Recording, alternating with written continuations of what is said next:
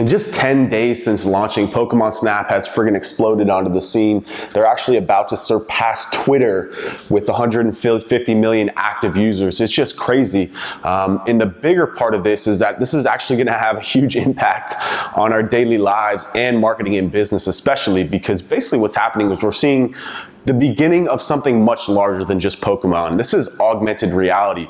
And we live in a very copycat world. Whenever somebody has success, it gets replicated. I mean, Uber, Lyft, you know what I'm saying? Like Google, Yahoo, right? So we're gonna see this a lot. I promise you, you are gonna start seeing a lot more location-driven apps, a lot more added functionality that's really pushing the limits of what people were generally private about, but then Snapchat came around and now you just see everyone walking around with their faces on their phones. So I think Snapchat helped pave the way for this kind of augmented reality thing where people are walking around in public, you know, walking into random places and actually getting out in the real world, ironically, on their phones. But from a business point of view, there's a huge opportunity right now for monetizing this, especially if you're a local business or you have a physical location. So basically it's kind of ironic is that the internet, you know, is actually stealing, you know, all the traffic from these foot stores, and now it's finally giving back with its first true advertising platform that can really hit geo-located spaces.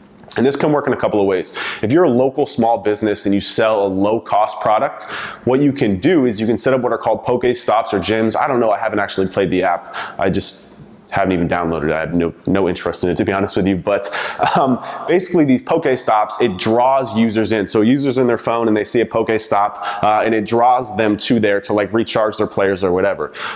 Sometimes organically this is ending up in like a pizza shop. And what's happening is that pizza shop is saying if you want to catch the Pokemon in the store, you got to pay. Very smart. It works for now. But I think that as this grows, and actually Nintendo is now launching an option to sponsor a Pokestop. So you can actually pay to get people a Pokestop in your store to draw people in. I think if you get on this early, you can have tremendous success. But this is one of those marketing tactics that's gonna burn out quickly, I think, just because the major media has caught wind of this. It's not like, you know, Twitter ads where you can have success. Like most small businesses don't even know that they can advertise on Twitter, right? But something like this, that the mass media is advertising this is a viral product. They're gonna get wind very quickly that they can do it.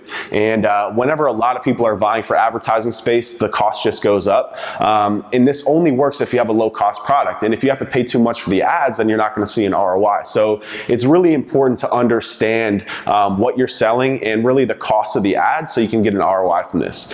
That's if you're a small business. If you're a big brand like McDonald's or Starbucks, I mean, this is your saving grace, because what you don't care about as much, McDonald's doesn't care as much about an ROI, right? They advertise for brand exposure. And if you can get people actually into your stores for a couple $100, I mean, that's nickels and dimes to McDonald's or a Burger King or a major massive chain.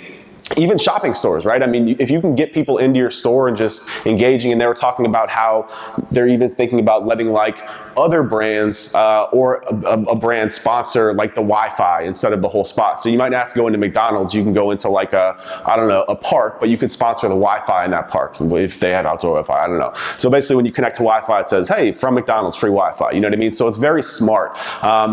This entire thing does hinge on the ability for Pokemon to improve their app and experience. I mean, it's not like Twitter where people are using Twitter for 10 years now, however long it's been out. This is something that like, once you catch them all, you catch them all. There's 150 of them. What are you going to do after that? So Nintendo's got to make some very intelligent moves about how they build on the app and keep people in the app and engaged, because that 150 million users can go down to 1 million very, very quickly if they don't extend the life of that app. So long story short, if you can get in on these advertising dollars early before everyone else does, like it's July 14th right now. If you're watching this on July 14th, do it now. If you're watching this on August 14th, I might hold off and talk or ask people to see if they've done it before, because it'll be much riskier investment there once everyone starts rolling in. So get in quickly if you can before it gets kind of beaten to death. And if you're a brand, this is something that is huge and massive opportunity for you. I'm sure you already know this.